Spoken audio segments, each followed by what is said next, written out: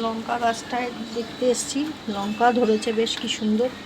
দেখুন কি সুন্দর লঙ্কাগুলো হয়েছে, বড় বড় একদম লঙ্কাগুলো, অনেক লঙ্কা ধরেছে। দেখুন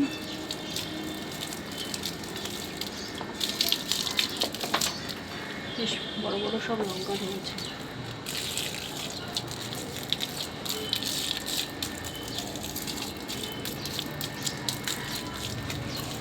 এদিকেও রয়েছে, সব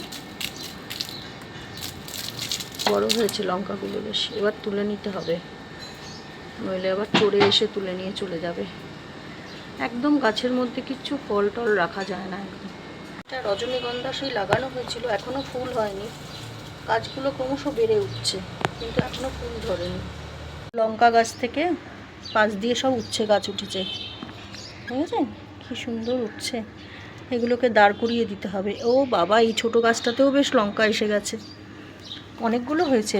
বাহ, এই দেখুন, এই একটা হয়েছে, এখানেও একটা দেখলাম। এই যে দেখেছেন ছোটো গাছগুলোতে কি সুন্দর লঙ্কা ধরেছে। উচ্ছে গাছটাও খুব সুন্দর উঠছে, লঙ্কা গাছ গাছের গা বেয়েই উঠছে, বেশ উঠছে। এই গাছটা এখনও লঙ্কা হয়নি সেরম মতো দেখছি। তো লেবু গাছ উঠছে, কাগজি লেবু গাছ ছোট্ট উঠেছে। তার পাশে পুঁই শাকের ডাল পোঁতা হয়েছিল, ডালটা পোঁতা হয়েছিল এখানে।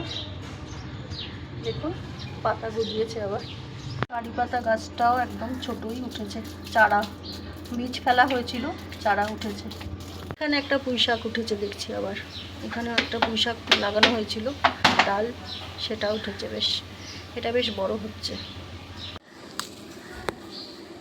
দেখুন লঙ্কা তুলছি, 5টা লঙ্কা তুলেছি,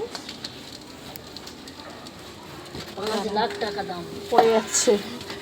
দেখুন এগুলো মোটামুটি বড় হয়েছে, তুলে নিলাম, নইলে আবার রাত্রিবেলা অনেক সময় ছিচকে চোর আসে, সব তুলে নেয়।